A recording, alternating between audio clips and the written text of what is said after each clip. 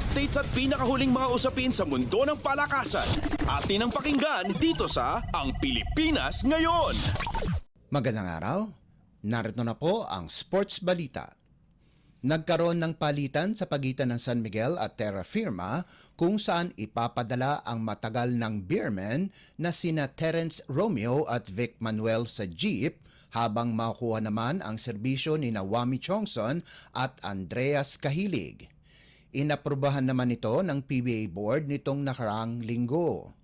Tinapos ni Romeo ang kanyang 5 taong paglalaro sa San Miguel kung saan niya nakuha ang 3 PBA titles kasama na ang Season 48 Commissioner's Cup nitong Pebrero habang tinapos naman ni Manuel ang 3 taong paglalaro sa prangkisa. Mayroon ng halong veterano at mga kabataan ang Terra Firma kung saan ang tambalan ni Stanley Pringle at Christian Stan Hardinger ang magsisilbing pambato nila kasama sina Aldrich Ramos, Kevin Ferrer at Kemark Carino. Sa kabilang banda, maraming tulong ang makukuha ni Chongson sa jeep. Ang 33 anyos na gwardya ay sasamahan ang SMB backcourt na binibidahan din ni na CJ Perez, Chris Ross, Marshall Lassiter at Jericho Cruz.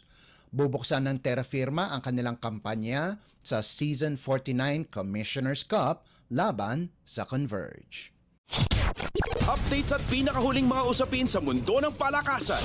Atin ang pakinggan dito sa Ang Pilipinas Ngayon. Umaasa ang National University na ang kanilang matagumpay na kampanya sa 2024 Shakey's Super League Collegiate Pre-Season Championship ay magiging momentum para sa kanilang pagdepensa sa kanilang titulo sa darating na UAAP. Sa pangunguna ng mga Alas Pilipinas members na sina Belia Bilen at Alyssa Solomon at sa ilalim ni Head Coach Sherwin Meneses, linampaso ng Lady Bulldogs ang De La Salle University sa kanilang Best of 3 Finals Series.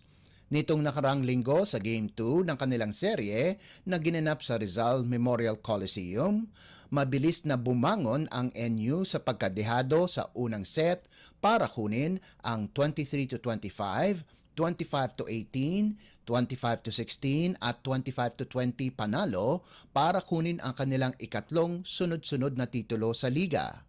Nagbabalik si Meneses sa UAAP mula sa kanyang huling pagmamando sa Adamson University noong 2016.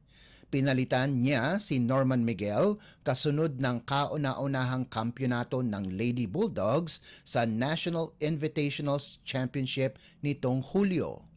Ngayon, nakatutok na ang NU sa UAAP Season 87 Women's Volleyball Tournament sa susunod na taon kung saang hangarin ng Lady Bulldogs na makuha ang kanilang ikatlong titulo sa loob ng 4 na seasons. Updates at pinakahuling mga usapin sa mundo ng palakasan. Atin ang pakinggan dito sa Ang Pilipinas Ngayon. May panibagong koponan na si EJ Laure sa Premier Volleyball League o PVL. Sa isang social media post, sinabi ng koponan ng NX-led Chameleons na kinuha nila ang serbisyo ni Laure. Sa hindi inaasahang pagkakataon, kapag naglaro kaagad ang 27 anyos na si Laure, makakalaban niya ang kanyang dating koponan na Cherry Tigo sa Martes na gaganapin sa PhilSports Arena. Dadalhin ni Laure ang kanyang malalim na karanasan sa volleyball kung saan naglaro ito para sa Photon na isang prangkisa ng Cherry Tigo simula pa noong 2016 at napalanunan ang titulo sa Philippine Superliga o PSL noong 2016 Grand Prix Conference.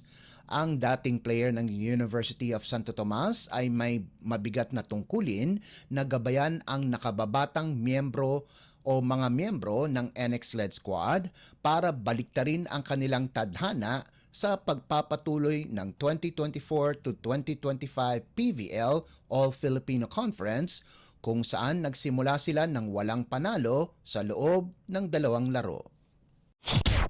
Updates at pinakahuling mga usapin sa mundo ng palakasan. Atin ang pakinggan dito sa Ang Pilipinas Ngayon. At yan ang pinakahuling balita sa larangan ng palakasan. Para sa Radyo Pilipinas World Service, ito po si Leo Magpayo. Magandang araw.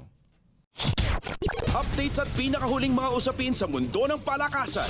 Atin ang pakinggan dito sa Ang Pilipinas Ngayon.